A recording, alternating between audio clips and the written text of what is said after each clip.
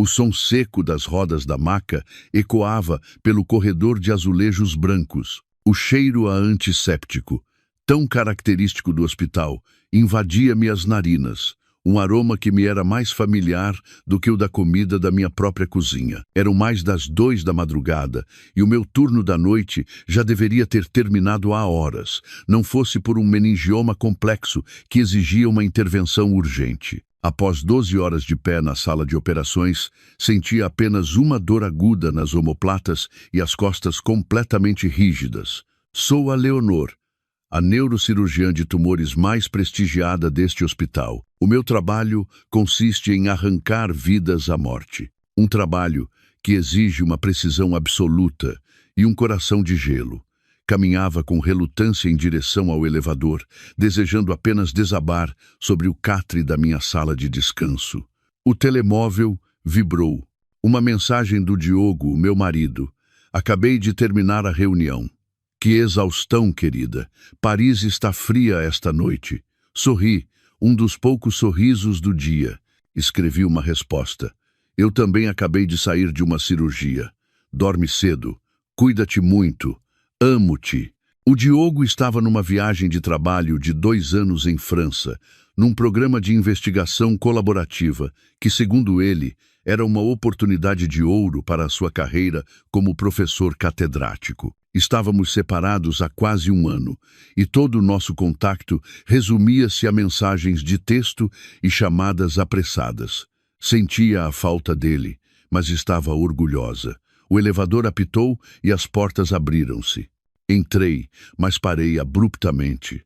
Um homem familiar esperava nervosamente no corredor em frente, mesmo em frente à porta da ala da maternidade. O meu coração pareceu parar por um instante. Era o Diogo em carne e osso, não em Paris, mas aqui. A poucos metros de mim, a minha mente ficou em branco. Vestia a camisa azul clara que eu mesma lhe tinha passado a ferro e colocado na mala. Parecia um pouco mais magro, com o cabelo curto e bem penteado. Andava de um lado para o outro, com o rosto cheio de preocupação, olhando constantemente para a porta da sala de partos. Saí do elevador. Os meus pés pesavam como chumbo. Diogo, a minha voz não foi forte, mas no silencioso corredor do hospital, à meia-noite, ressoou com uma clareza espantosa. O Diogo sobressaltou-se, virou-se bruscamente e, ao ver-me, o seu rosto descompôs-se.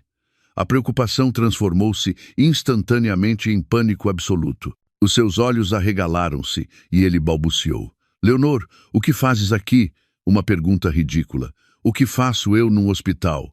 Sou médica. Estou de serviço, disse, esforçando-me por manter a calma apesar do turbilhão no meu peito. A pergunta certa é: o que fazes tu aqui? Não devias estar em Paris. O Diogo, sem jeito, olhou de soslaio para a sala de partos e depois para mim. Voltei ao país de improviso. Não tive tempo de te avisar. Vim visitar um amigo cuja mulher está a dar à luz. Esbocei um sorriso torto. Que tipo de amigo te deixa tão preocupado a ponto de estares aqui às 2 da madrugada? Que amigo é mais importante do que avisar a tua mulher de que voltaste a casa? Nesse exato momento, uma parteira saiu da sala de partos com uma pasta na mão. Senhor Diogo, é o marido da paciente Inês, certo? Pode passar para tratar da documentação do bebê. Correu tudo bem. Mãe e filho estão perfeitos. As palavras marido e paciente atingiram a minha cabeça como 2 marteladas. O Diogo empalideceu. Já não conseguia manter a sua falsa compostura. Querida, deixa-me explicar. Não é o que pensas. Não é o que eu penso.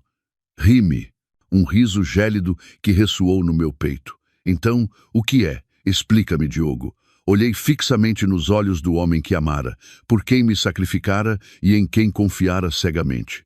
O homem que eu acreditava estar a trabalhar dia e noite pela sua carreira do outro lado do continente, afinal estava aqui, na mesma cidade, e acabara de ter um filho com outra mulher. A porta da sala de partos abriu-se novamente. Desta vez, empurravam uma cama na qual jazia uma rapariga muito jovem com o rosto pálido pelo cansaço, mas com um olhar radiante de felicidade. Diogo, o nosso filho. Então, viu-me de pé em frente ao Diogo. O sorriso desvaneceu-se dos seus lábios. Querido, quem é esta senhora? O Diogo ficou petrificado, com gotas de suor a perolar na sua testa. Não sabia como me apresentar, como a sua esposa ou como a amiga que acabara de mencionar. É a doutora Leonor, uma colega do hospital. Uma colega. Repeti essas duas palavras na minha mente. Tinham um sabor amargo na minha garganta. 10 anos de casamento, 10 anos de sacrifício, e agora eu era uma colega. A jovem Inês pareceu aliviada, mas a sua alegria durou pouco. O chefe do departamento de ginecologia aproximou-se a toda a pressa, com uma expressão grave. Senhor Diogo, é o pai do bebê, certo? Sim, sou eu.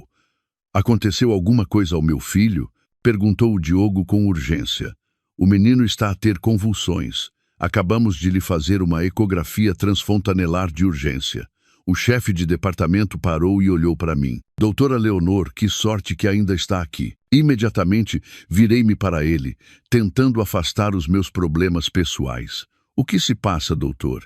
Detetamos um tumor de grande dimensão no ventrículo cerebral do recém-nascido.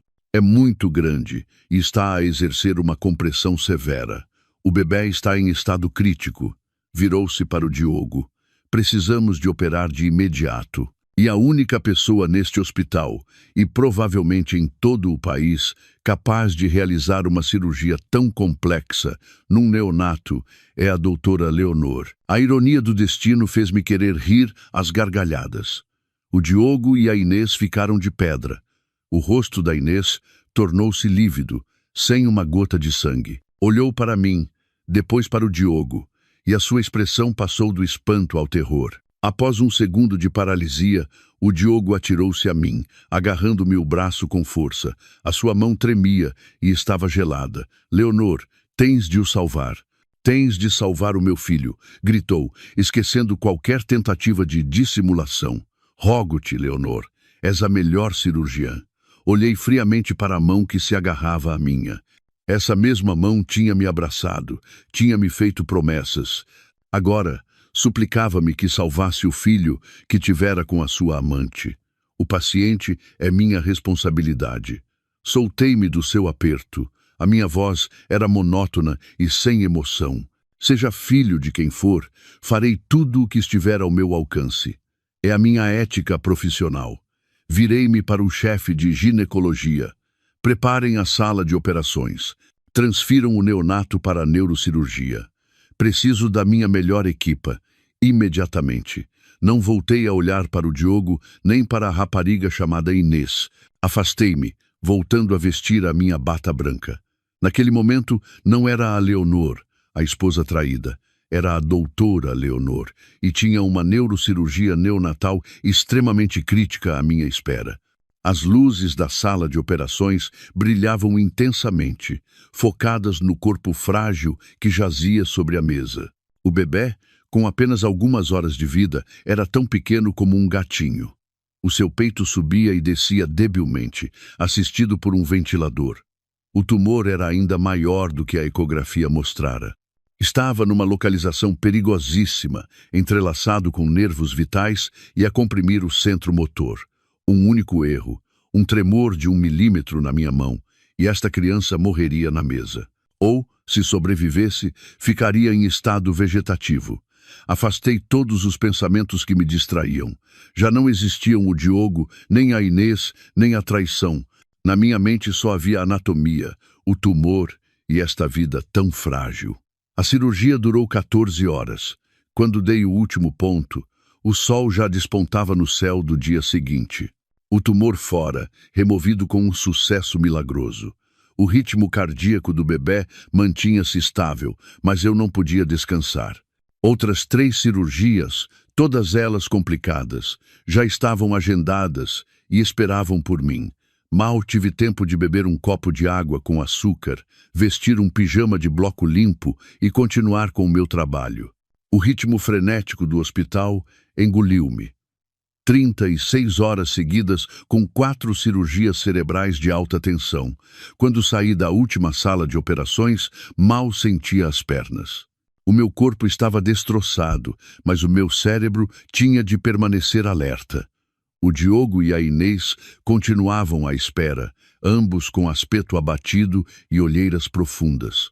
A mãe do Diogo, a quem eu chamara mãe durante 10 anos, também estava presente. Estava sentada a abraçar a Inês para a consolar. Ao ver-me, levantou-se de imediato, mas o seu olhar já não tinha o carinho de antes.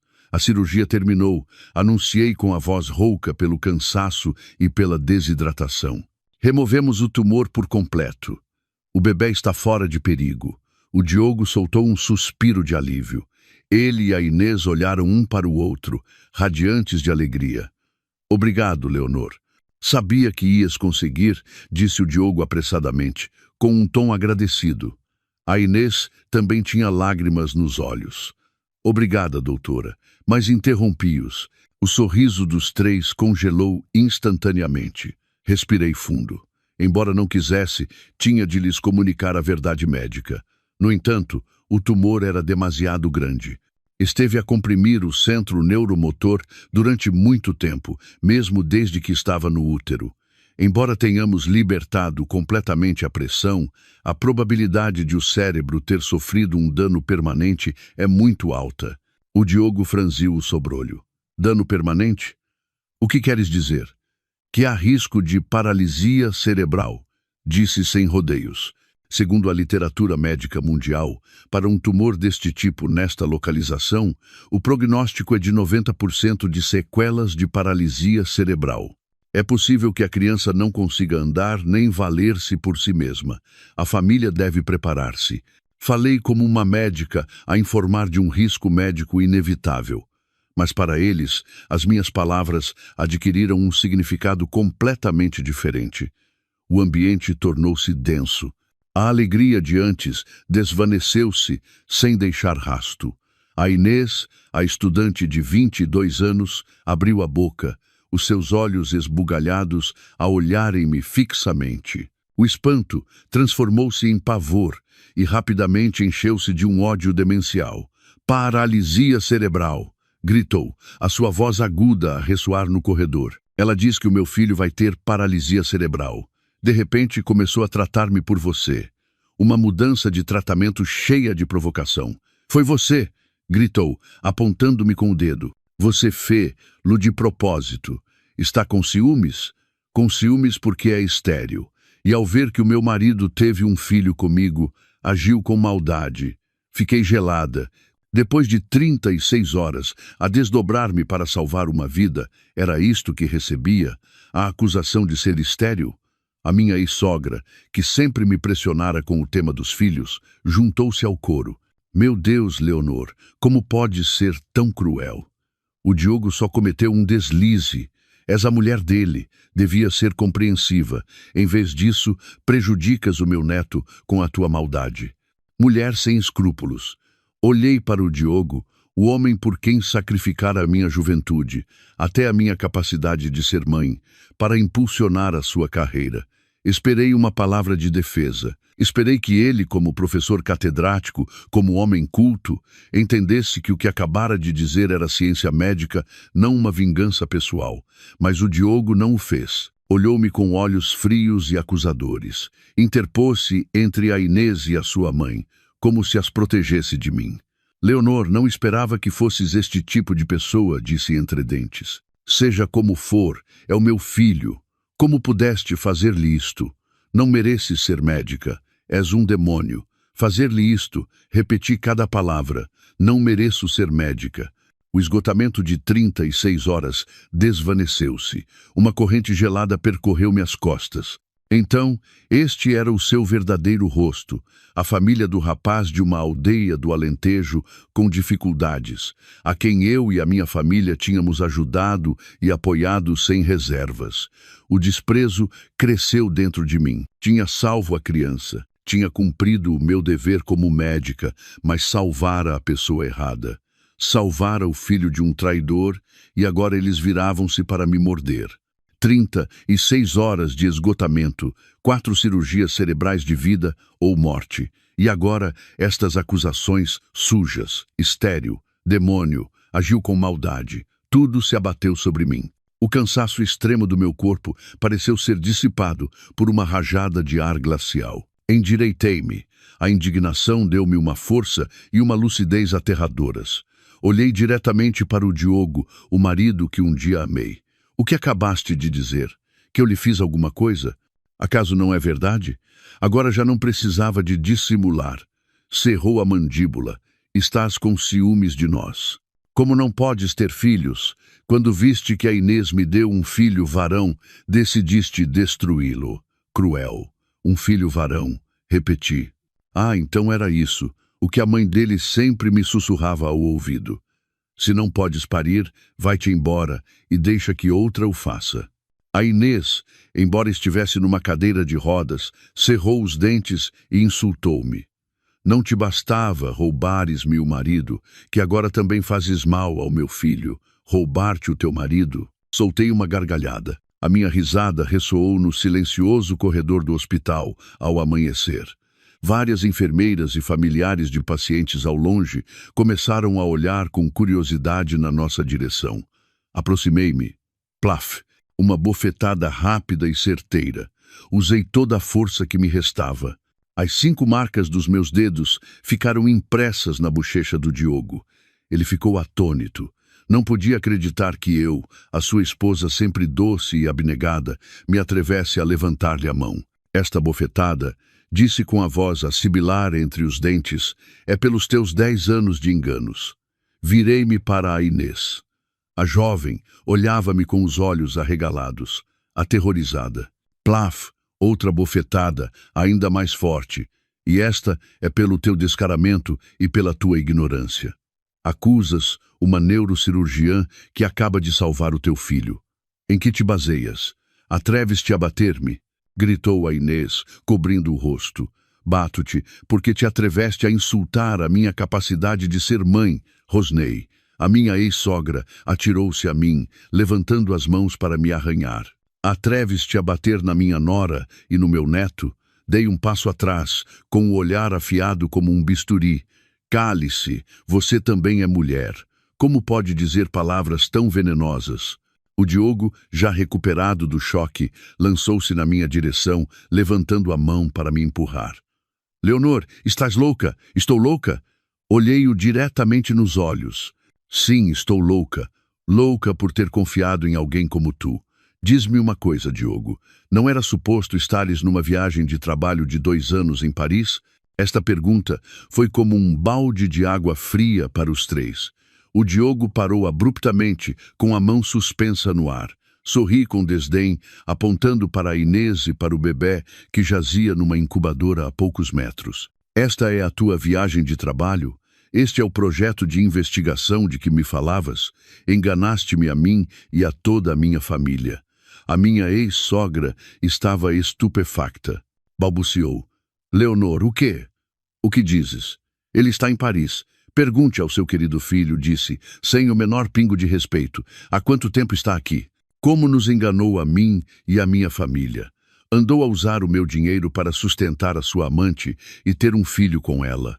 O rosto do Diogo tornou-se cinzento. Não podia negar. Todos os olhares curiosos à volta compreenderam a situação. Começaram a sussurrar. Um escândalo de ciúmes.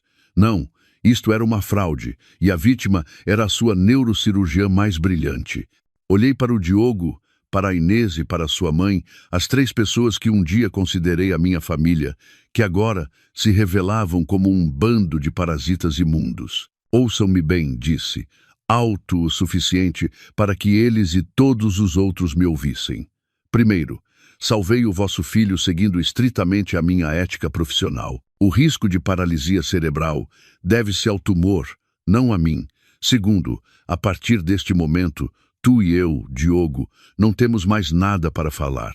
Vemo-nos no tribunal. Virei-me e fui-me embora, sem me dignar a olhar para eles nem por mais um segundo. Ouvi os soluços da Inês, os insultos da minha ex-sogra e a voz do Diogo a chamar-me, desesperado. Não me importei. Caminhei diretamente para o meu gabinete e fechei a porta com um estrondo. O meu mundo tinha desabado, sim, mas agora começava a minha vingança. O silêncio envolvia o meu gabinete. A primeira luz do amanhecer entrava pela janela, iluminando os diplomas e prêmios de medicina pendurados na parede. Deixei-me cair na poltrona. Só então meu corpo sentiu o esgotamento extremo, mas a minha mente estava mais lúcida do que nunca. A imagem do Diogo, o rapaz da província que se fizera a si mesmo, apareceu com uma clareza brutal. Conheci-o quando ambos éramos internos de medicina. Eu era filha de uma prestigiada família de médicos de Lisboa. O Diogo, como ele sempre se orgulhava em dizer, era um rapaz pobre de uma aldeia no Alentejo, sem nada mais do que a sua inteligência e a sua ambição. Senti-me atraída precisamente por isso. Pensei que ele era autêntico, diferente dos rapazes de boas famílias que só sabiam depender das suas famílias. Os meus pais opuseram-se no início. O meu pai, um médico veterano, uma eminência na sua área, tinha um julgamento infalível. Não confio no olhar desse rapaz, Leonor, disse-me ele. A ambição dele é desmedida, fará o que for preciso para conseguir o que quer, mas desobedeci ao meu pai.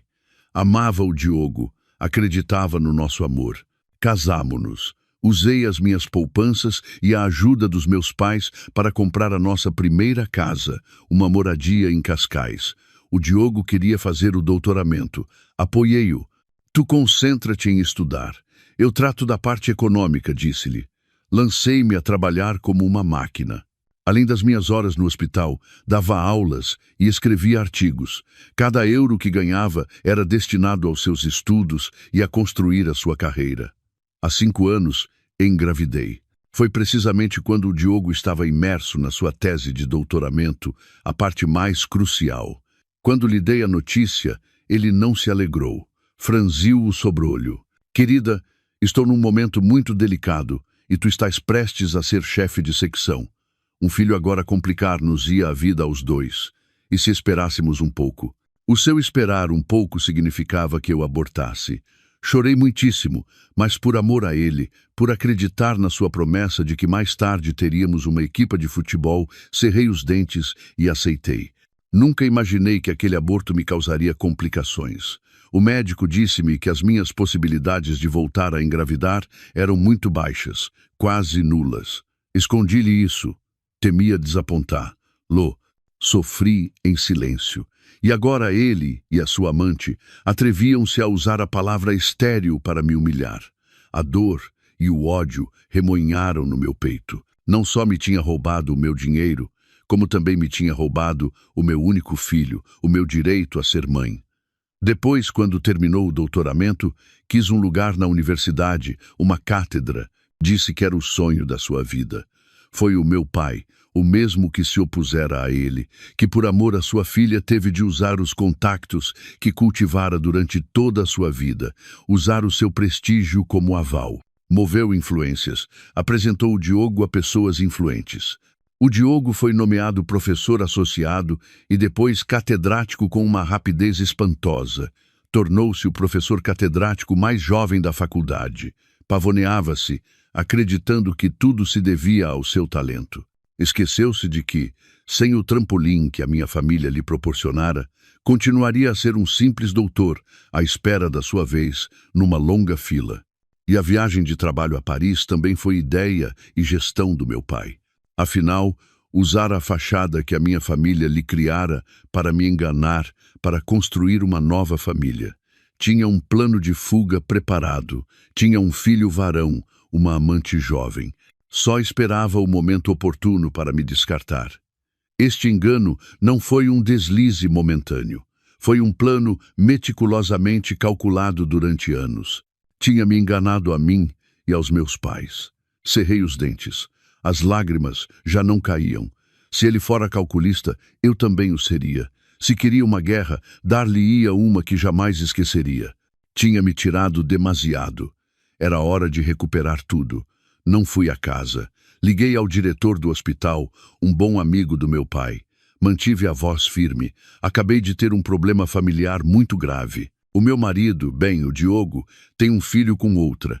Acabei de operar essa criança. Houve um silêncio de vários segundos do outro lado da linha. Ele estava atônito. Preciso de uma licença sem vencimento. Preciso dos 2 meses, a que tenho direito por lei. Claro, aprovo-a agora mesmo. Descansa, Leonor. Se precisares de alguma coisa, liga-me. Obrigada. A primeira coisa que fiz foi ligar a um advogado. Não ao da família, mas ao Lourenço. O Lourenço fora médico antes de estudar direito. Era especializado em casos de negligência médica e divórcios complexos. Era brilhante, frio e, o mais importante, odiava a falsidade. Diga, Lourenço, sou a Leonor. Doutora Leonor, o que se passa para me ligares tão cedo? Quero o divórcio e preciso que me ajudes com algo imediatamente. Contei-lhe a história em traços gerais. O Lourenço apenas emitiu um aham, sem se surpreender, como se já tivesse visto de tudo. Ele enganou-me e teve um filho fora do casamento. Quero que o tribunal ordene o congelamento de todos os nossos bens de imediato. Suspeito que ele tentará movimentar o dinheiro. Tens provas? Tenho. Provas irrefutáveis, mas por enquanto não quero apresentá-las. Agora só preciso que solicites o congelamento de bens, todas as contas conjuntas, todas as propriedades. De acordo, envia-me a lista de bens e os seus dados. Apresentarei o requerimento no tribunal esta mesma manhã. Desliguei e imediatamente redigi um e-mail detalhado. A moradia onde vivíamos. Os meus pais deram-nos o dinheiro para o terreno e construímos-la em nome dos 2. O apartamento de luxo no Chiado era meu antes do casamento, um presente dos meus pais, mas fui tão estúpida que deixei a minha sogra viver nele. 2 carros e 3 contas bancárias conjuntas onde depositara a maior parte das minhas poupanças e do meu salário. O patrimônio conjunto em nome de ambos ascendia a não menos de 5 milhões de euros. Fiz tudo como um autômato, rápido, preciso, sem hesitar. Quando terminei, conduzi até a nossa casa. Precisava de tomar um duche e de me trocar. A casa estava fria. Tudo continuava igual a quando saí 36 horas antes, só que o dono de tudo aquilo mudara. Fui diretamente ao escritório do Diogo. Tudo estava arrumado. Ele era uma pessoa meticulosa, mas eu sabia onde guardava os seus segredos. Abri a gaveta, nada. Abri o cofre, nada. Mas eu sabia que ele tinha uma conta privada. Liguei novamente ao Lourenço. Investiga mais uma coisa. É muito provável que ele tenha uma conta privada na sucursal portuguesa de um banco suíço. Uma vez, gabou-se de ter um fundo de emergência para catedráticos. Entendido, respondeu o Lourenço, seco. Tinha de bloquear todas as suas vias de escape. Queria um filho, uma nova família. Perfeito. Teria de o sustentar com as suas próprias mãos, começando do zero. Tal como esperava, uma semana depois, o Diogo não me ligou. Apenas me enviou uma mensagem. O que fizeste com as contas? Não respondi. Ligou-me freneticamente, mas bloqueei o número dele. E exatamente 2 semanas depois, com todas as contas congeladas, recebi uma citação do tribunal. O Diogo tinha me processado pelo divórcio. Tinha se antecipado, ou pelo menos era o que ele pensava. Estava sentada em frente ao Lourenço no seu escritório. A petição de divórcio do Diogo sobre a mesa. Ele processa-te, disse o Lourenço, ajustando os óculos, pedindo o divórcio por diferenças irreconciliáveis. E, o mais importante, exige a divisão de 50% dos bens comuns. 50%. Sorri com desdém. Exatamente. Mostra-se muito seguro. Na petição, alega que ele, como catedrático de prestígio, era a principal fonte de rendimento, enquanto tu, como médica, tinhas um trabalho menos estável. Insinua até que tens problemas psicológicos, ciúmes patológicos e que era impossível manter o casamento. Ele tem a certeza de que não tens provas? Exatamente. Pensa que o que aconteceu no hospital foram apenas palavras, sem nenhuma evidência sólida. Engana-se. Abri a minha mala com calma e tirei um pequeno saco de plástico. O Lourenço arqueou uma sobrancelha. Dentro havia alguns cabelos. Isto é cabelo do Diogo. Tirei-o da escova dele em casa. tirei outro saco, ainda mais pequeno. Dentro, apenas uns finos cabelos de bebê. E isto, disse, é cabelo do recém-nascido. Recolhi-o quando lhe rapei a cabeça para o preparar para a cirurgia. É um procedimento obrigatório para garantir a asepsia total. O Lourenço olhou-me.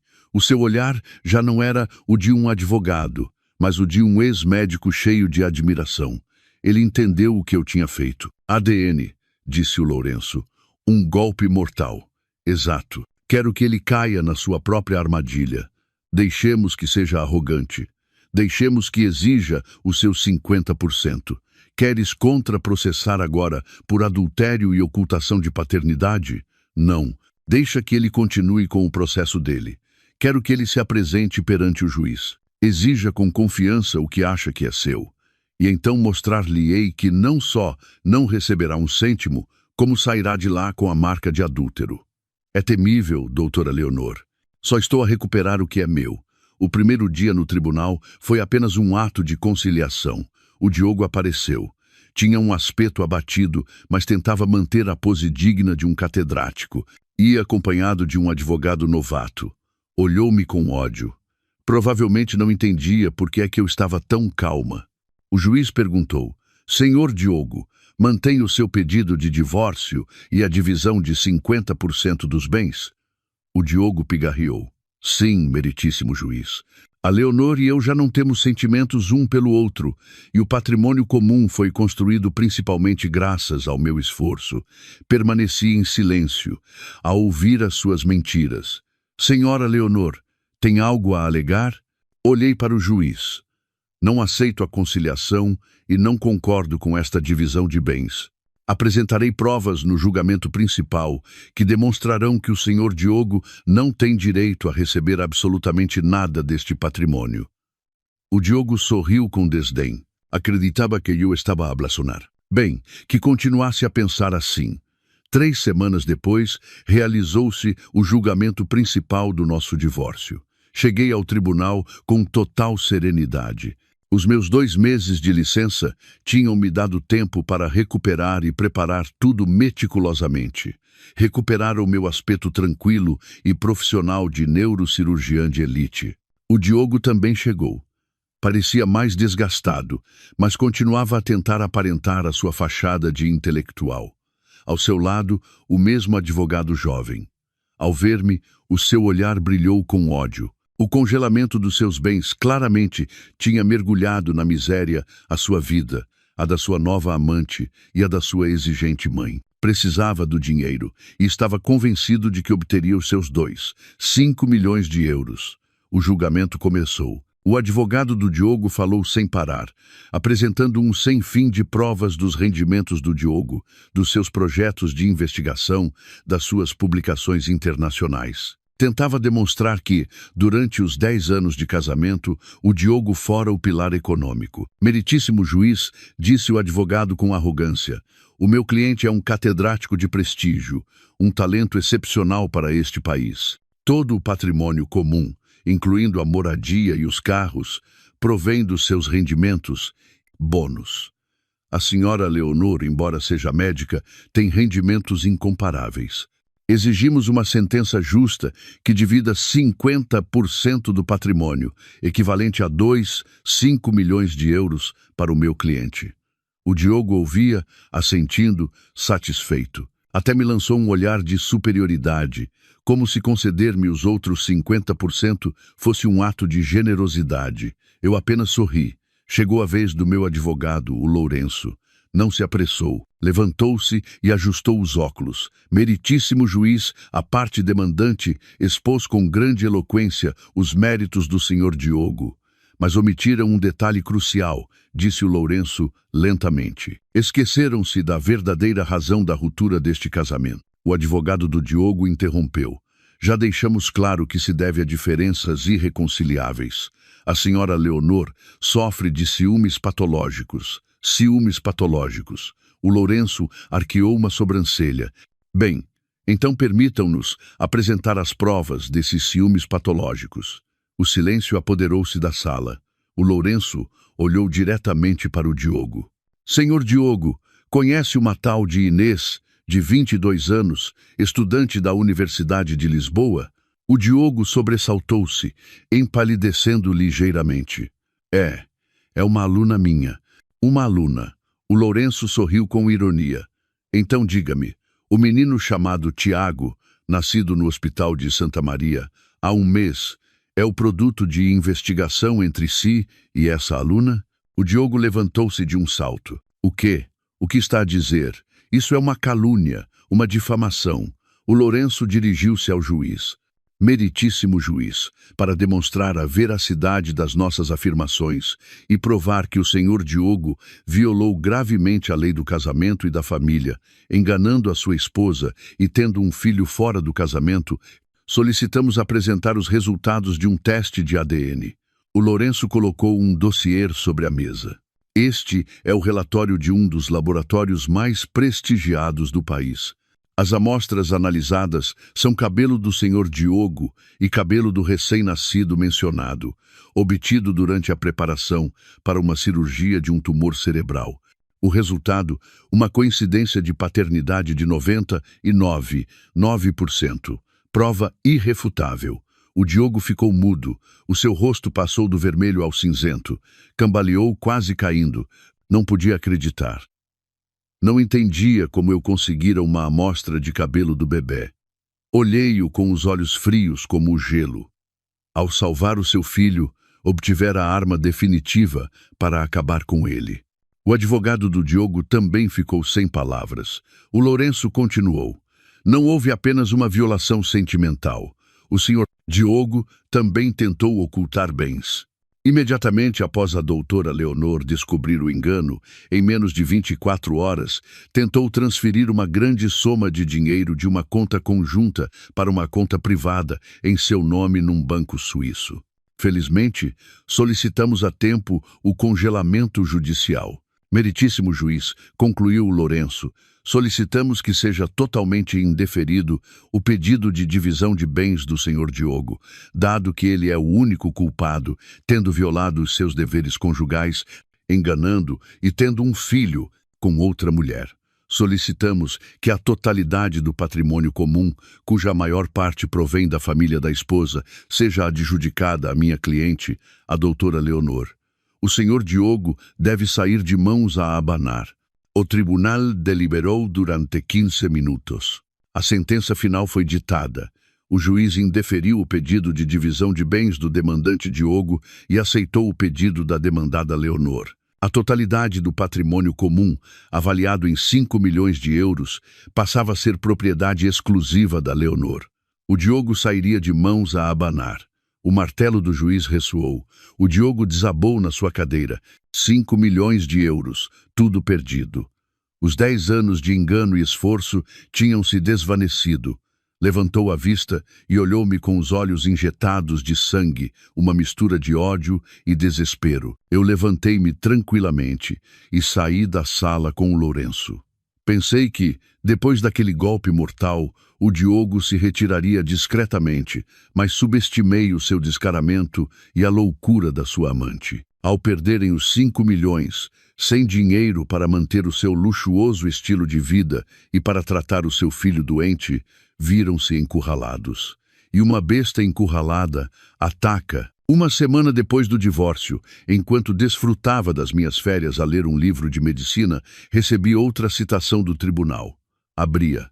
Desta vez, a demandante era ela, a Inês.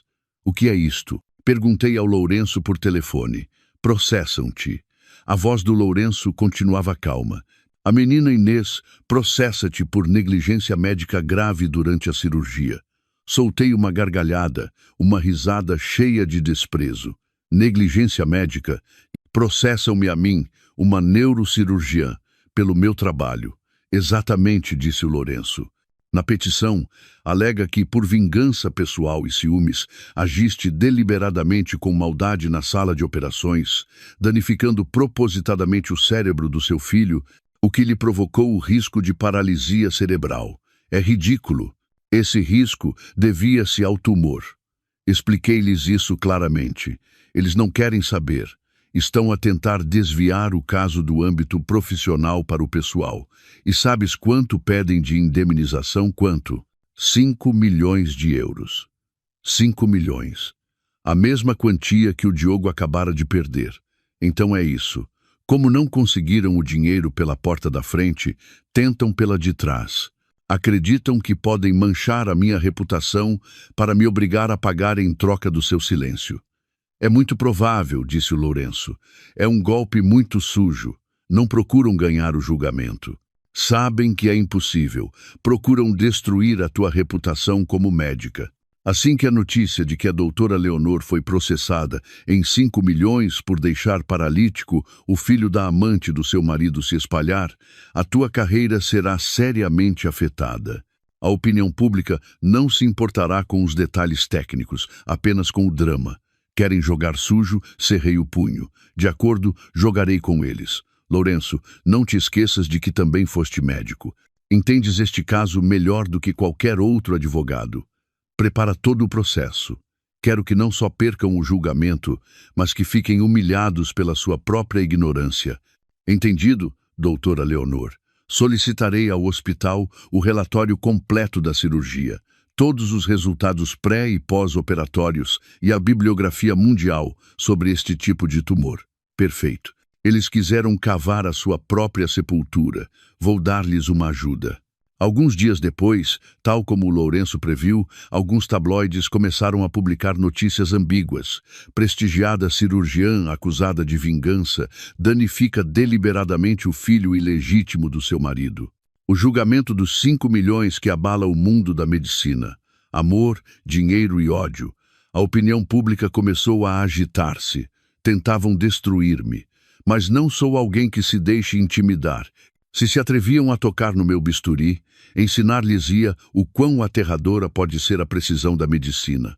O julgamento por negligência médica foi muito mais tenso do que o do divórcio.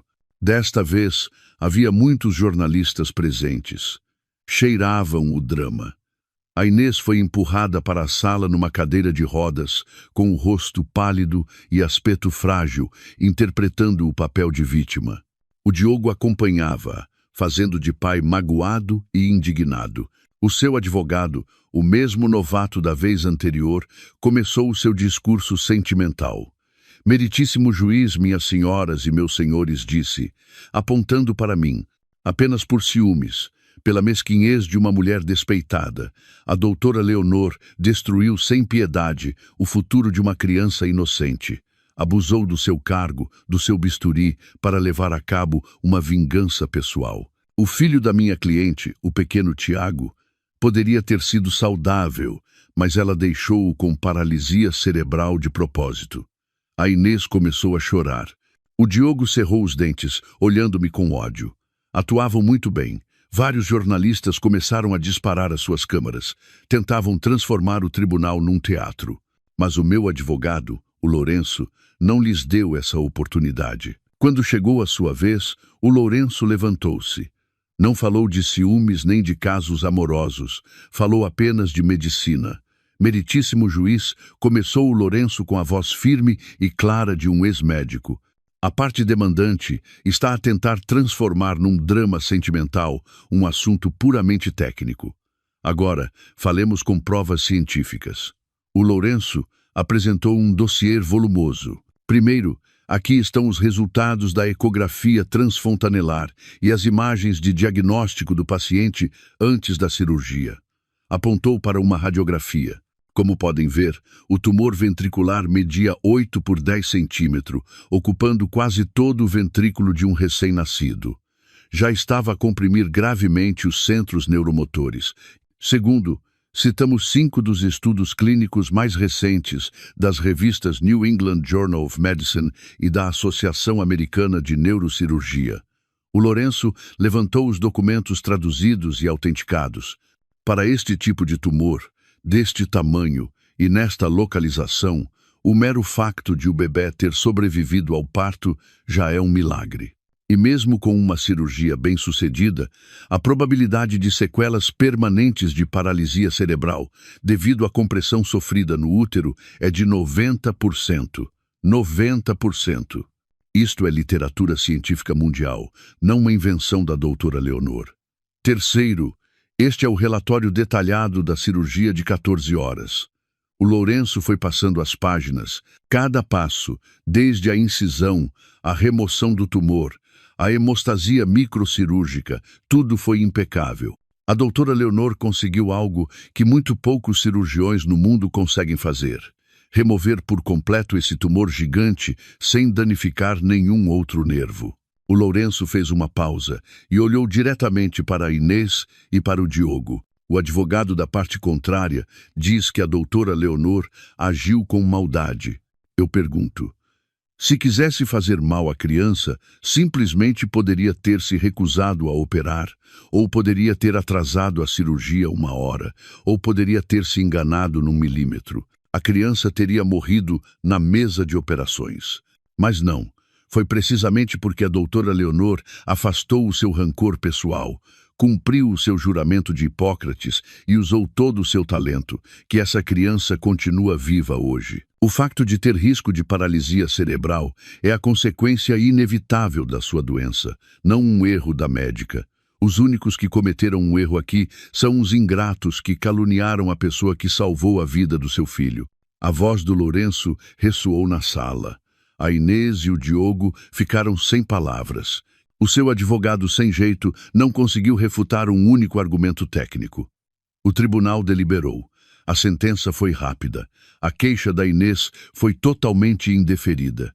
A cirurgia realizada pela doutora Leonor foi impecável e de acordo com a praxis médica, sem qualquer negligência.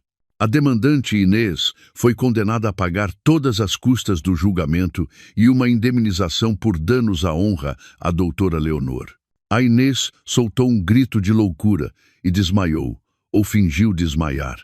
O Diogo correu na sua direção com o rosto branco como papel. Eu tinha ganho outra vez. Não só recuperar o meu dinheiro, como proteger o mais valioso, a minha honra como médica. Depois de ganhar 2 julgamentos consecutivos, achei que merecia um pouco de paz. Ainda me restava quase 1 mês de licença. Decidi pôr a minha vida em ordem, começando pela moradia, a casa número 1. Depois da sentença, chamei um serralheiro para trocar todas as fechaduras. Meti toda a roupa e os pertences do Diogo em grandes sacos do lixo.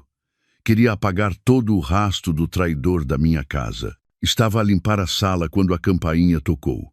Tocou sem parar, com raiva, até se transformar em pancadas estrondosas na porta. Olhei pela câmara de segurança. Era a minha ex-sogra. Estava de pé, com as mãos nas ancas, o rosto avermelhado, a gritar insultos. Abre a porta, bruxa. Mudaste a fechadura. Pretendes roubar a casa ao meu filho? Abre ou arrombo a porta. Com calma, ativei o altifalante do sistema de segurança. Senhora, por favor, vá-se embora. Esta é a minha casa. Já não é a casa do seu filho. O quê? O que dizes? Ficou atônita e depois a sua fúria aumentou. Esta casa é do meu filho, do Diogo. Tu não passas de uma parasita. Fora da minha casa. Deveria atualizar as suas informações, disse com voz monótona. O tribunal já proferiu a sentença. O Diogo saiu de mãos a abanar. Esta casa é 100% minha. A senhora não tem nenhum direito de estar aqui. Que tribunal? Estão todos mancomunados. Não acredito. Gritou. Vou chamar a polícia. Vou denunciar-te por ocupação ilegal. Tirou o telemóvel e marcou o 112. Polícia! Venham à Rua do Carvalho, número 15, agora mesmo. A minha nora está a expulsar-me de casa. Está a ocupar a casa do meu filho. São uns ladrões. Encolhi os ombros, desliguei o altifalante e fui preparar um chá. Sabia que eles viriam. 15 minutos depois, um carro da Polícia de Segurança Pública, PSP, chegou com a sirene ligada. 2 agentes saíram com ar sério. A minha ex-sogra correu na direção deles, a chorar e a vitimizar-se. Agentes, olhem, a minha nora, que ingrata. Expulsa-me, ocupa a casa. Ai, meu Deus! Um agente bateu à porta, pedindo que o proprietário saísse. Saí tranquilamente e abri o portão. Boa tarde, agentes. Sou a Leonor, a proprietária desta casa. Senhora Leonor, disse um agente. Recebemos uma chamada desta senhora a dizer que a senhora está a ocupar a casa do filho dela. O que aconteceu? Sorri. Acho que a senhora está um pouco confusa. Entrei em casa e tirei uma pasta. Primeiro, esta é a escritura da propriedade em meu nome, doutora Leonor Vargas. Segundo, esta é a sentença de divórcio do Tribunal de Primeira Instância, definitiva e executória. Apontei para uma linha sublinhada a amarelo. O tribunal determina que, devido à grave violação dos deveres conjugais por parte do senhor Diogo, a totalidade deste bem comum passa a ser de minha exclusiva propriedade. O senhor Diogo já não tem qualquer direito sobre esta casa. O agente leu os documentos com atenção e assentiu. Agente, acabei de me divorciar. Esta senhora é a minha ex-sogra. Veio aqui armar um escândalo. Mudei a fechadura da minha casa. Cometi alguma ilegalidade? O agente virou-se para minha ex-sogra com um tom severo.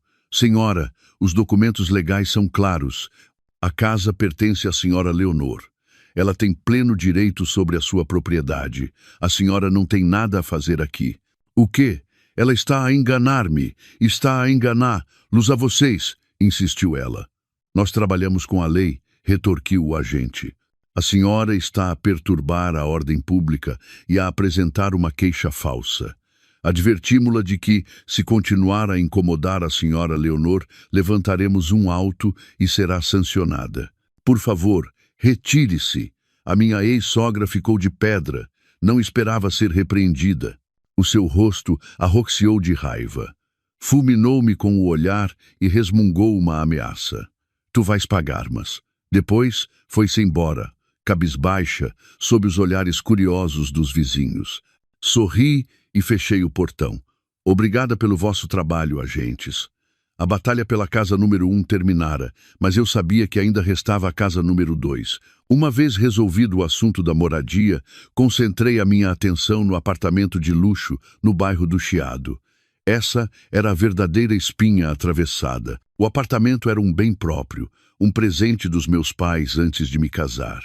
Mas durante 8 anos, fora tão estúpida que deixara a minha sogra viver lá para que ela pudesse gabar-se de ter uma casa de luxo em Lisboa. O Diogo, com a sua cobardia, sempre dissera à sua família da aldeia que ele mesmo o comprara com o seu esforço, para que a sua mãe vivesse como uma rainha. Era hora de o recuperar. Não fui sozinha, chamei o Lourenço. Prepara uma empresa de mudanças profissional, daquelas que vêm com segurança privada e um bom serralheiro. O que planeia fazer? A voz do Lourenço soava divertida. Vou recuperar a minha propriedade e prevejo que a minha ex-sogra não sairá a bem. Entendido. 3 dias depois, estava no portal do luxuoso edifício. A equipa de mudanças, 6 homens de uniforme e 2 seguranças corpulentos esperavam-me. O serralheiro estava pronto. Subimos ao 25 grau andar. A vista da cidade era espetacular. Um dia adorei este apartamento, mas para agradar ao Diogo e à sua mãe, nunca vivi nele. Toquei a campainha. Passado um bocado, a minha ex-sogra abriu a porta. Usava uma máscara de pepino e um pijama de seda. Ao ver-me, sobressaltou-se e o seu rosto ensombrou-se. Tu, o que fazes aqui? Esta não é a tua casa. Tentou fechar a porta com força, mas fui mais rápida. Pus o pé para o impedir. Os meus 2 seguranças adiantaram-se, flanqueando a porta para que ela não a pudesse fechar. Senhora, sorri, um sorriso que eu sabia que ela odiava. Volta a enganar-se. Esta é exatamente a minha casa. Mostrei-lhe a escritura da propriedade. O meu nome, Leonor Vargas, estava claramente impresso, e a data de aquisição era anterior ao meu casamento com o filho dela. É um bem próprio, disse claramente. Não tem nada a ver com os 5 milhões de euros que o seu filho acabou de perder. É meu, sempre foi meu. Tu, tremia, não de medo, mas de raiva. Vigarista, cabra. Esta casa foi o meu filho que a comprou para mim. O seu filho mentiu-lhe. Não pôs um cêntimo nesta casa. Agora, por favor, recolha os seus pertences pessoais e abandone a minha propriedade imediatamente. Não me vou embora. Esta é a minha casa. Se entrarem, chamo a segurança. Já falei com a administração do edifício. Confirmaram que sou a proprietária. Fiz um sinal à equipe de mudanças. Podem começar a trabalhar. Todos os móveis desta casa, exceto a roupa pessoal da senhora, para o lixo. Não melhor, doem-nos à caridade. Que sirva como a minha boa ação do dia.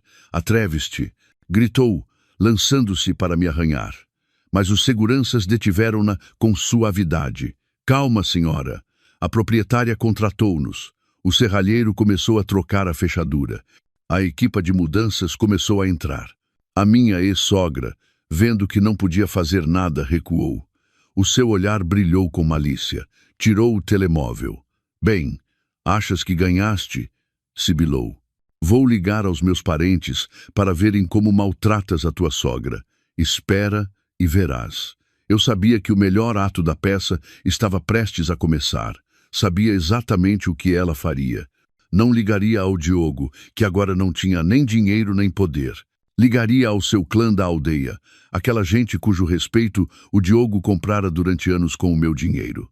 E tal como esperava, sentou-se no chão e começou a chorar e a lamentar-se ao telefone. A sua voz, antes esganiçada, era agora um soluço trágico. Ai, meu Deus, primo, sobrinho, ajudem-me! A Leonor, a ex-mulher do Diogo, veio roubar-me a casa. Está a bater-me. Trouxe brutamontes para me baterem. Diz que é a dona e põe-me na rua. Ai, que sou uma pobre velha. E ela não tem piedade. Diz que toda a nossa família somos uns saloios da aldeia. Venham salvar-me. Uma atuação perfeita. Acusava-me de agressão e, ao mesmo tempo, feria o seu orgulho regional. Sabia que os parentes do Diogo eram de sangue quente e odiavam que lhes chamassem saloios. Fiquei de braços cruzados a observar. Fiz um sinal à equipa de mudanças. Continuem. Depois, entrei tranquilamente na casa de banho e fechei a porta à chave. Não ia ser tão tola a ponto de ficar do lado de fora quando aquela turba chegasse. Tinha o telemóvel preparado. Como era de esperar, apenas 20 minutos depois, o tranquilo edifício de apartamentos transformou-se num caos. O elevador abriu-se. Ouviram-se passos a correr pelo corredor e gritos e insultos. Onde está a Leonor? Onde está essa cabra? Abre a porta, vais ver o que é bom para a tosse. A porta do apartamento, ainda aberta para as mudanças, tremeu.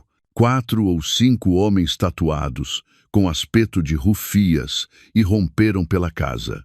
Onde está a tia? O que lhe fizeram? A minha ex-sogra, ao ver os seus reforços, começou a chorar ainda mais alto. Aí estão eles. Bateram-me. Estão a roubar-me a casa, sobrinhos. Filhos da P, vez está. O líder, provavelmente o primo, viu a equipa de mudanças. São vocês, cabrões? Atrevem-se a tocar na minha família? O chefe das mudanças levantou as mãos. Não, não. Nós somos apenas trabalhadores contratados. Aqui estão os papéis. Papéis, o cralho. O tipo nem olhou e deu uma bofetada no chefe. Estou-me a cegar. Desapareçam todos daqui agora mesmo. Outro dos trabalhadores, ao ver o seu chefe agredido, encheu-se de coragem. Mas o que é que estão a fazer? Estamos a trabalhar legalmente. Legalmente? A nossa lei é esta. O líder deu-lhe um pontapé. Desencadeou-se uma zaragata. A minha equipa de mudanças, apesar de ter segurança, não era rival para aqueles brutos. Estavam a levar uma tareia. Os móveis começaram a partir-se. Ouviam-se gritos, insultos e o estrondo de coisas a quebrarem. Nesse momento, da casa de banho, marquei tranquilamente o 112. Olá, sou a Leonor, proprietária do apartamento 2501 das Torres do Chiado. Denuncio que um grupo de 5 ou 6 homens entrou ilegalmente na minha casa. Estão a agredir os funcionários de uma empresa de mudanças que contratei e a destruir a minha propriedade. Por favor, venham imediatamente. Estou escondida na casa de banho. Ouvi o primo gritar lá fora. Onde está a Leonor? Tirem-na daí. Vamos matá-la. Começaram a esmurrar a porta da casa de banho. Esconde-te, cabra. Sai daí.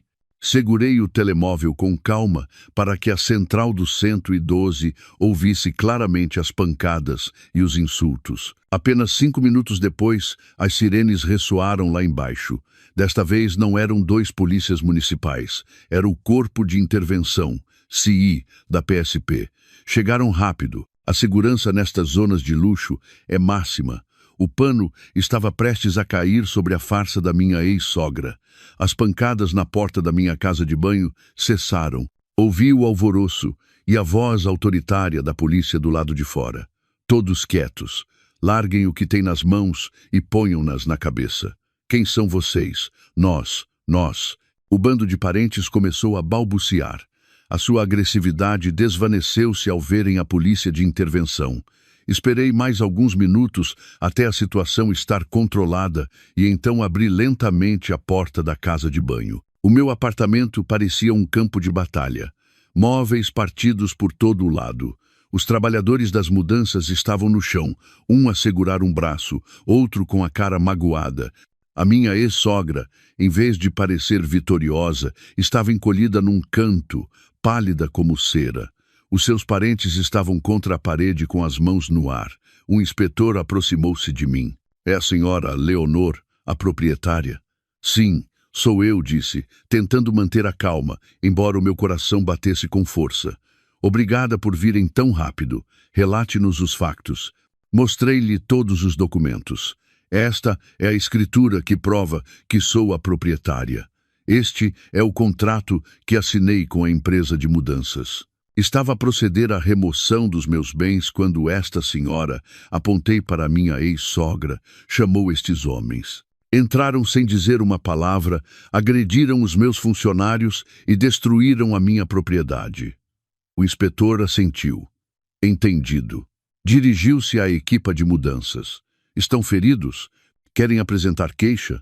O chefe da equipa, o que levara a bofetada, atreveu-se a falar. Sim, senhor. A mim agrediram-me e aos meus colegas também. Entraram muito violentos. Exigimos uma indemnização pelos danos e pelas despesas médicas. De acordo, levantaremos o auto. O inspetor encarou os parentes. Quem vos chamou para virem aqui? A minha ex-sogra tremia, sem se atrever a falar. O primo sussurrou. Foi a minha tia que ligou. Chamou-vos para agredirem pessoas, não foi? Disse que lhe estavam a roubar a casa, que a estavam a agredir. E vocês, sem verificarem a informação, vêm para aqui armar confusão e agredir pessoas? Bradou o inspetor. Terão de nos acompanhar todos à esquadra. Desordem pública, invasão de propriedade e ofensas à integridade física. Ao ouvir a palavra esquadra, todos empalideceram. Nesse preciso momento, tocou o telemóvel da minha ex-sogra. Seguramente era o Diogo. Não se atreveu a atender. O inspetor disse, senhora, ligue a um familiar para que se encarregue. Alguém tem de responder por isto e pelos danos. Sorri. A pessoa mais responsável por ela é o filho dela, o Diogo. De certeza que não tarda a chegar. E efetivamente 10 minutos depois, o Diogo chegou a correr, ofegante. Provavelmente a mãe não lhe atendia o telemóvel, e ele ficara preocupado. Ao entrar e ver o desastre, a sua mãe encolhida e os seus parentes detidos pela polícia, o seu rosto tornou-se branco. O quê? O que aconteceu aqui? Gaguejou. O inspetor aproximou-se. É o senhor Diogo, o filho desta senhora? Sim, eu. Bem, a sua mãe e os seus parentes acabaram de invadir isto, destruindo a propriedade e agredindo várias pessoas. O polícia apontou para o apartamento. A senhora Leonor é a proprietária legal. Como pensa resolver isto? O Diogo olhou-me com vontade de me matar, mas à frente da polícia não se atreveu a fazer nada. Leonor, por que fizeste isto? Recriminou-me. Soltei uma gargalhada. Eu? O que fiz eu? Eu estava a limpar a minha casa. Devias perguntar à tua mãe e aos teus parentes o que eles fizeram com a minha casa. Ia dizer que era a casa deles, mas engoliu as palavras quando lhe mostrei a escritura.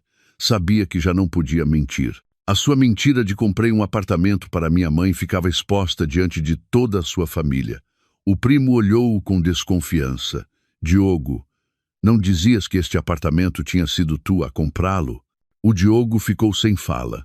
Bem, isso não é da nossa conta, interveio o inspetor. Por agora, o senhor é o responsável. Tem de indemnizar a empresa de mudanças. Reclamam 5.000 euros por despesas médicas, danos morais e cancelamento do contrato. 5.000 euros? Gritou o Diogo. Acabara de perder 5 milhões, e agora 5.000 euros era um problema para ele. Exato. Se não pagar, deteremos todos os seus familiares para iniciar um processo judicial. O Diogo cerrou os dentes. Não tinha outra opção. No meio da mais absoluta humilhação, à minha frente e dos seus parentes, teve de tirar o telemóvel e fazer uma transferência. Uma vez recebido o dinheiro, a empresa de mudanças foi-se embora. A polícia, depois de advertir os parentes, também se foi. Só ficamos eu, o Diogo e a sua mãe sentada no chão. Os parentes foram-se embora cabisbaixos, olhando para o Diogo já não com a admiração pelo catedrático, mas com desprezo. Agora, disse eu à minha ex-sogra, convido-a a ir-se embora. Farei com que embalem as suas coisas e as enviem para a aldeia. Tu, já não tinha forças para insultar. O Diogo ajudou a mãe a levantar-se. Olhou-me. Muito bem, Leonor. Conseguiste. Destruíste tudo o que eu tinha. Apenas recuperei o que era meu, respondi com frieza. E lembra-te, isto ainda não acabou. Expulsos das 2 casas, sem um cêntimo dos 5 milhões e humilhado perante a sua família, o Diogo e os seus afundaram-se na miséria. Tiveram de se mudar para um velho e degradado apartamento de habitação social na periferia, um lugar que o Diogo costumava descrever como o cu de Judas. Soube por alguns amigos comuns. Sem dinheiro, sem casa e com uma criança doente cujo tratamento era caríssimo, a amante Inês já não vivia como uma rainha. Sabia que alguém como o Diogo nunca se renderia. Encurralado, recorreria ao golpe mais baixo. E nesta época, o golpe mais baixo é a opinião pública. A minha licença estava prestes a terminar. Preparava-me para voltar ao hospital, onde o meu trabalho me esperava. Mas, precisamente na manhã em que ia regressar, a tempestade rebentou. O Lourenço ligou-me muito cedo, com voz urgente. Leonor, vê a internet agora mesmo. Ele fez a sua jogada. Liguei o computador. A primeira coisa que vi foram manchetes sensacionalistas, publicações em redes sociais partilhadas a uma velocidade vertiginosa. Escândalo! Prestigiada cirurgiã do Hospital de Santa Maria, agride marido e a sua amante no hospital. Vídeo exclusivo. A bofetada da cirurgiã estéril à jovem amante do seu marido, recém-parida. A verdade por trás do divórcio dos 5 milhões. Cirurgiã malvada ou vítima desesperada. Eles tinham feito-no. O Diogo tinha divulgado o vídeo. Era uma gravação das câmaras de segurança do hospital. Tinha-o editado habilmente. O vídeo não tinha som, mostrava apenas a cena em que eu, esgotada, com o meu pijama de bloco, estava de pé em frente ao Diogo e à Inês. E então, a imagem da minha mão a levantar-se e a esbofetear o Diogo e depois a Inês. Só isso, um vídeo mudo onde eu agredia outros. Debaixo do vídeo, um longo e lacrimoso texto escrito pelo Diogo ou pela Inês. Contava como ele era um catedrático humilde, desprezado pela família da sua rica esposa. Dizia que eu, por ser estéril, tinha problemas psicológicos e ciúmes doentios, que a Inês era apenas uma estudante que se apaixonara por ele inocentemente. Escreveu sobre a cirurgia. Embora o meu filho estivesse em estado crítico, a minha esposa, a doutora Leonor, impôs-nos condições. Atrasou a operação deliberadamente e, após a cirurgia, quando soubemos que o meu filho poderia ter paralisia cerebral, não escondeu a sua satisfação. Agrediu-nos no corredor do hospital no nosso momento de máxima dor. Não disse nada sobre o seu engano da viagem a Paris. Não disse nada sobre eles me terem caluniado primeiro. Apenas pintou um quadro em que eu era a esposa ciumenta, cruel, que usava a sua profissão para se vingar. A opinião pública, como sempre, não precisou de mais detalhes. Milhares de comentários de ódio inundaram os meus perfis e os do hospital. Inacreditável. Uma médica com essa ética. Que mulher mais malvada, além de estéril, é uma invejosa. O Hospital de Santa Maria deveria retirar a licença a esta mulher imediatamente. Não importa que o teu marido te engane, não tens o direito de bater em ninguém, muito menos numa mulher que acaba de dar à luz. O meu telemóvel não parava de tocar. A direção do hospital, os meus chefes, os meus colegas estavam em choque. O hospital pediu-me que não regressasse por enquanto, até que a crise mediática se resolvesse. O Diogo conseguira. Com este golpe, procurava destruir a minha carreira. Queria que eu perdesse tudo. Pensou que eu desmoronaria sob esta pressão. Desliguei o telemóvel e o computador. Preparei uma tilha. Ele lançara a bomba, mas esquecera-se de que o detonador continuava na minha mão. Lourenço, liguei ao meu advogado. Tens preparado o que te pedi? Pronto, Leonor. O vídeo original em alta definição e com som e as 2 sentenças judiciais com os nomes pixelizados, mas o conteúdo claro. Bem, interrompi-o. Lança tudo agora. Se o Diogo quer uma guerra mediática, dar-lhe-ei uma guerra total. Se ele começou com uma peça de teatro muda, eu responderei com um documentário com som, imagem e provas legais. Nessa mesma tarde, um prestigiado jornal digital, onde um velho amigo meu era diretor, publicou um artigo em exclusivo com o título A Verdade sobre o Caso da Cirurgiã. Vídeo original e sentenças judiciais revelam quem é a verdadeira vítima. O artigo começava com um vídeo mudo que o Diogo divulgara, mas imediatamente a seguir, o ecrã dividia-se. De um lado, o vídeo mudo, do outro, o vídeo original com som de alta qualidade extraído das câmaras de segurança. E desta vez, o público pôde ouvir. Ouviram a Inês gritar. Está com ciúmes porque é uma estéril. Agiu com maldade. Ouviram a minha ex-sogra acrescentar. Mulher sem escrúpulos a prejudicar o meu neto. E, sobretudo, ouviram o Diogo dizer. Não esperava que fosses este tipo de pessoa. Como pudeste fazer-lhe isto? És um demônio. E então ouviram as minhas bofetadas, ouviram a minha voz sibilante. Bato-te porque te atreveste a insultar a minha capacidade de ser mãe. E ouviram a minha revelação. Não era suposto estares em Paris, esta é a tua viagem de trabalho? A usar o meu dinheiro para sustentar a tua amante e o teu filho. Tudo ficou claro como água. Quem atacou primeiro? Quem caluniou? Quem foi a vítima da traição? Mas não terminou aí. O artigo anexava 2 ficheiros PDF com o selo do tribunal. O primeiro, a sentença de divórcio. Lia-se claramente. O senhor Diogo violou gravemente a lei do casamento e da família, enganando a sua esposa e tendo um filho fora do casamento. É indeferido o pedido de divisão de bens. A totalidade do patrimônio comum, 5 milhões de euros, é adjudicada à senhora Leonor. O senhor Diogo sai de mãos a abanar. O segundo ficheiro, a sentença do julgamento por negligência. O conteúdo era igualmente claro. É indeferida a queixa da menina Inês. A cirurgia da doutora Leonor foi impecável e, de acordo com a praxis, o risco de 90% de paralisia cerebral deve-se à patologia do tumor, não à médica. A menina Inês é condenada a pagar as custas e uma indemnização por danos à honra à doutora Leonor. A verdade fora revelada, não com lágrimas, mas com um vídeo com som e com sentenças judiciais. A opinião pública, a mesma que me insultara horas antes, deu uma volta de 180 graus. A sua ira dirigiu-se por completo ao Diogo e à Inês. Meu Deus! Então caluniaram-na. Puseram-lhe os cornos, chamaram-lhe estéril, e ainda assim ela teve de operar para salvar o filho da amante. Que mulher forte! O marido é um cabrão e um cobarde. Perde o julgamento e o dinheiro e põe-se a morder. Que tipo de catedrático é este?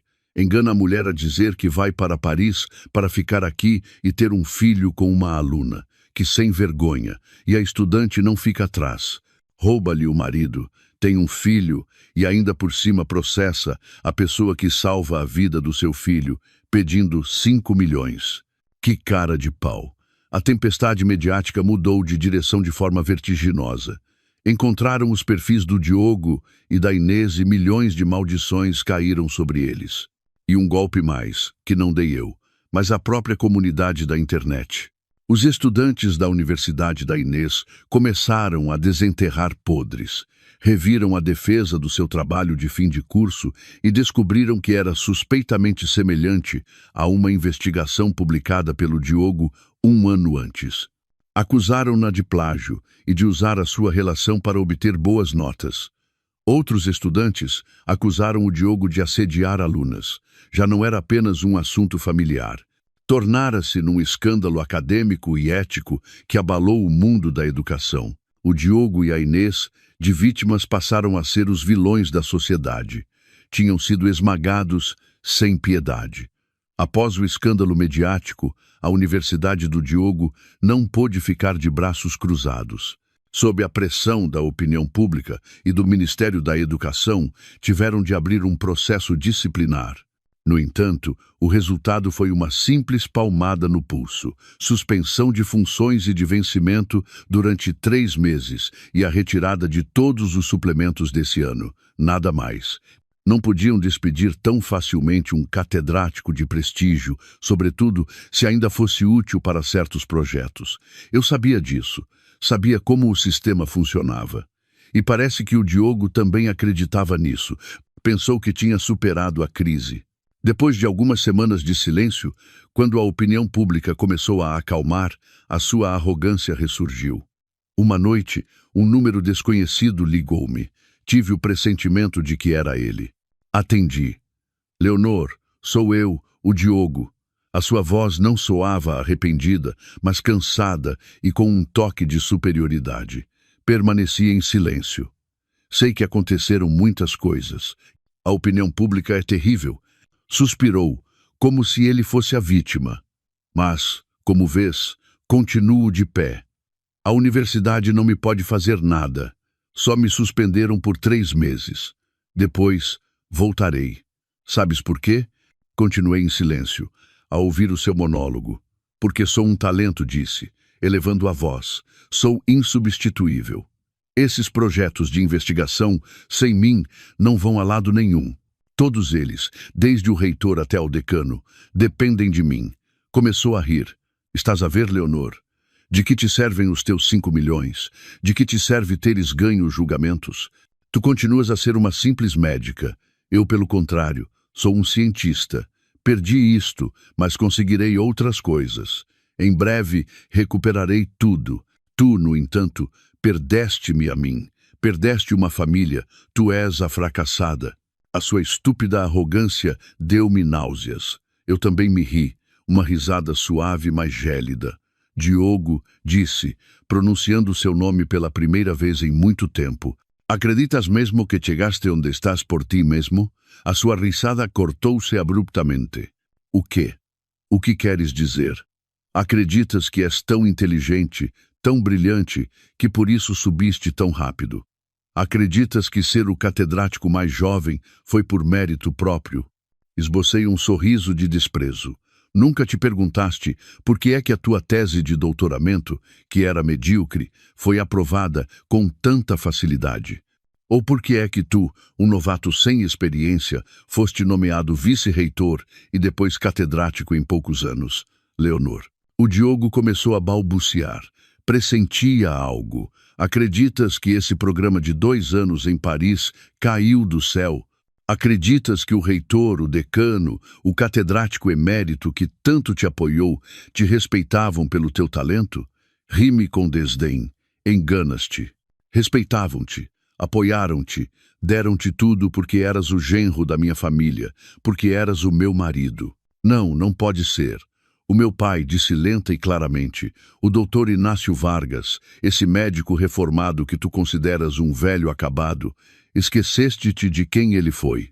Esqueceste-te de que o reitor, o decano e todos os que te ajudaram a subir foram alunos dele, gente que lhe deve favores. Deram-te tudo porque o meu pai lhes pediu. Fê-lo porque ama sua filha e queria que ela fosse feliz com o homem que amava. Esperava que tu, um rapaz da aldeia, soubesses estar à altura. Mentes, o teu pai não fez nada. Durante todo este tempo, enquanto te processava e recuperava as minhas casas, ele não moveu um dedo. Disse que era a minha batalha. Fiz uma pausa. Mas esta noite, quando me ligaste com a tua arrogância, a gabares-te de ser insubstituível, assinaste a tua própria sentença de morte. Acreditas que a suspensão de 3 meses foi um castigo leve? Não, foi porque o meu pai ainda não tinha intervindo. Estava a dar-te uma última oportunidade, mas tu rejeitaste-a. Assim que desligares, saberás. Sorri. Adeus, Diogo. Desliguei sem lhe dar oportunidade de responder. O castigo final fora executado. Pensei que ele demoraria um bocado a assimilar, mas enganei-me. Menos de 15 minutos depois, o meu telemóvel voltou a tocar. Era ele. Desta vez, não desliguei. Queria ouvir o seu desmoronamento. Leonor, mentes. Diz-me que mentes. Gritava do outro lado. A sua voz já não era arrogante, mas cheia de pânico. O reitor acabou de me ligar. Disse que todos os meus projetos ficam suspensos indefinidamente. Dizem que violei a ética de investigação. Despromoveram-me. Enviam-me para o laboratório como técnico. Uau, respondi. Que rápidos. Parece que os antigos alunos do meu pai continuam a ser eficientes. Não, não pode ser. Arquejava. Leonor, não me podes fazer isto. Fala com o teu pai. Diz-lhe que me perdoe. Foi um erro. Eu sei. Foi um erro. Perdoa-me. Ri-me. É tarde, Diogo. Quando me ligaste para te regozijares, cavaste a tua própria sepultura. Não, por favor, Leonor, rogo-te. Ajoelho-me. Ouvi um baque surdo, como se ele realmente se tivesse ajoelhado. Perdoa-me. Desta vez a culpa foi toda da Inês. Foi ela que me seduziu. Ela é apenas uma sombra tua, Leonor. Uma sombra minha? Esbocei um sorriso de desprezo. Que original. É verdade. Estava com ela porque me lembrava um pouco de ti quando eras jovem, daquela estudante inocente. Foi um momento de fraqueza. Eu continuo a amar-te a ti, Leonor. Só te amo a ti. O nojo subiu-me pela garganta. Como podia ele dizer algo tão reles? Suplico-te, Leonor. Todos os homens cometem erros. Olha à tua volta. O próprio reitor tem um caso com uma doutoranda e o decano vai a bordéis todas as semanas. E esse venerável catedrático emérito tem uma segunda família nos arredores. Todos os homens são assim. Eu só tive o azar de ser apanhado. No seu pânico, não hesitou em vender todos aqueles de quem, minutos antes, se gabara que dependiam dele, só para justificar a sua própria miséria. Expusera a podridão do seu ambiente, mas a mim já não me importava. Diogo, interrompi-o. Já acabaste? Eu rogo-te. O que acabaste de dizer, sorri, é muito interessante. Vou guardar a gravação. Nunca se sabe. Talvez devesse enviar lá as esposas do reitor, do decano e do catedrático, a ver se elas também acham que todos os homens são assim. Não, não faças isso, gritou, desesperado. Sabia que, se o fizesse, não só ele, mas toda a sua rede de apoio se desmoronaria e o esmagariam. Por que não? Perguntei. Embora suspirasse, fingindo cansaço. Não tenho tempo para isso. Eles não são o meu problema. Só tu. Obrigada por estes 10 anos. Foi uma lição muito cara. Obrigada por me mostrares o verdadeiro rosto do rapaz da província que se fez a si mesmo. Agora, adeus para sempre. Desliguei e desta vez bloqueei o número dele para sempre. Ele mesmo me dera uma última faca ao revelar os segredos dos outros, mas eu não precisava dela. Para mim, ele já estava morto. Depois daquela última chamada, desliguei o telemóvel. Pela primeira vez em 2 meses, senti o meu peito leve. Todo o peso, todo o rancor pareceu desvanecer-se com aquela última chamada. Destruir a sua carreira, sim, mas fora a sua escolha. Se tivesse sido inteligente, se tivesse aceite ir-se embora de mãos a abanar e em silêncio, o meu pai tê-lo-ia deixado manter o seu título de catedrático. Mas foi demasiado arrogante. Desafiou-me e pagou o preço. Não voltei ao hospital de imediato. Comprei um bilhete de avião para um tranquilo resort nos Açores. Desliguei todos os meus dispositivos. Todas as manhãs acordava, praticava yoga e respirava o ar puro do mar. Passeava pela areia, lia os livros de medicina que tinha pendentes, desfrutava de boa comida e de um sono profundo e sem pesadelos. Já não pensava no Diogo, nem na Inês, nem em nenhum deles. Tinham sido expulsos da minha vida. Tinha 5 milhões no banco, 2 propriedades em meu nome e, o mais importante, uma carreira e uma honra que ninguém me podia tirar. Era rica, era livre. Quando voltei ao hospital, todos me receberam de braços abertos.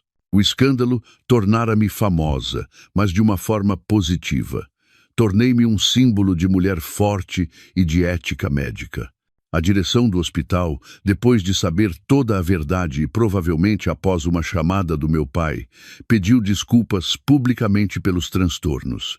Voltei a vestir a bata branca. A minha mão continuava firme ao segurar o bisturi. Os pacientes esperavam-me. A minha vida tinha muitas coisas importantes pela frente. Às vezes, chegavam-me notícias do Diogo, não porque as procurasse, mas porque a sua situação era demasiado patética. De ser um catedrático de prestígio, foi despromovido a técnico de laboratório com um salário miserável. Os projetos de investigação, claro, foram-lhe retirados. Afinal, quando o trampolim chamado a minha família desapareceu, ele não era ninguém. Vivia naquele apartamento degradado na periferia com a sua mãe queixosa e a sua amante Inês, que já não era jovem e bela, mas uma mãe estressada e amargurada que lhe atirava constantemente à cara a sua falta de dinheiro. E a carga mais pesada, o filho. Tal como diagnostiquei, o bebê sofria de uma paralisia cerebral severa. Precisava de reabilitação caríssima e de cuidados constantes. Era uma carga econômica e emocional sem fim. Ouvi dizer que o Diogo pedia dinheiro emprestado a toda a gente, mas depois do que fizera, ninguém queria saber dele. Tinha de fazer trabalhos extra depois das suas horas no laboratório. O seu ar de catedrático digno desaparecera. Perdera tudo: carreira, dinheiro, fama e liberdade. Estava amarrado para sempre às consequências dos seus atos. Uma mãe amargurada, uma amante ressentida e um filho doente. Esse era o castigo mais justo para ele. Muito pior do que a prisão. Viveria nesse inferno terreno dia após dia, para o resto da sua vida. E eu seguia em frente. A minha vida era longa e havia muitas mais cirurgias à minha espera, muitas mais vidas para salvar.